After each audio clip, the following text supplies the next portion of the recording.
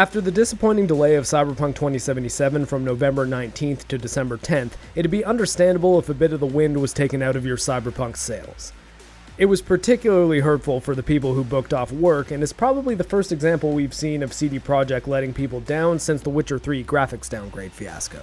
That being said, CDPR has released the final episode of their Night City Wire show, or at least the final one to come out before the game's tangible feeling December 10th release date.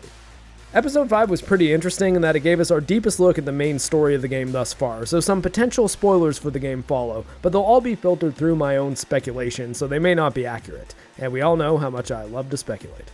Holly Bennett quickly laid out the sequence of events before we jumped into a trailer totally focused on Keanu Reeves' Johnny Silverhand character. We've known for a while that Johnny lives inside the head of the player character V as some sort of digital ghost, but what we didn't know is that Johnny is able to take control of V's body, apparently even using it to have sex with the already fan-favorite waifu Judy.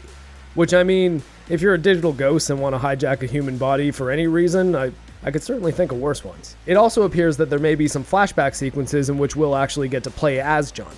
In the following segment, which looks a bit deeper into the motion capture process and what working with Keanu Reeves was like, English adaptation director Boris Pergash-Muraskevich refers to Johnny as the co-protagonist. So it appears that he might have a lot more to do with the main campaign than I'm sure many of us were expecting.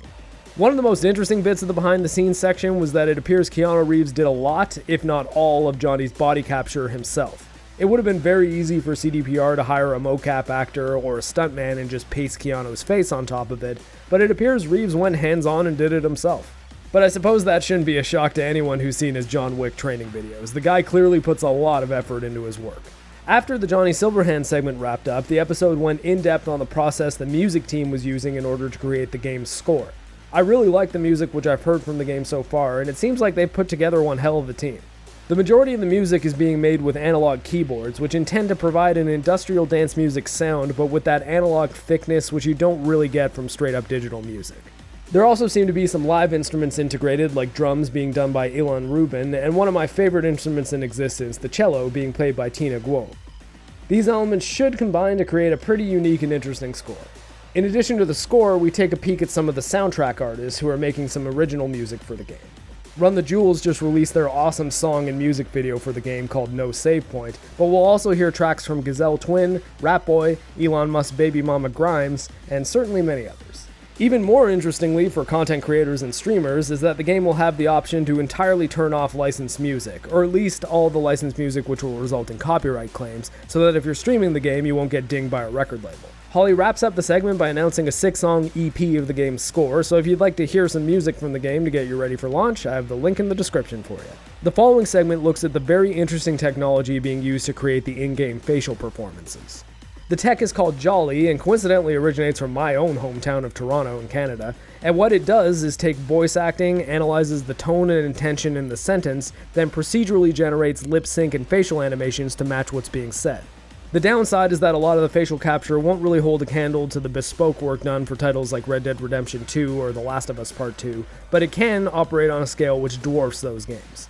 So rather than a few people speaking with beautiful performance capture and everyone else looking like a PS2 game, every character in the game will hit a high standard of performance capture. That is assuming the tech works as intended. It's tough to tell when being shown little snippets out of context, and honestly, what they did show didn't exactly look jaw-dropping, but I guess we'll find out soon enough. We then get an announcement about in-game rewards which you can acquire by linking your GOG account to whichever platform you're playing the game on, in the form of cool things like the Witcher School of the Wolf jacket.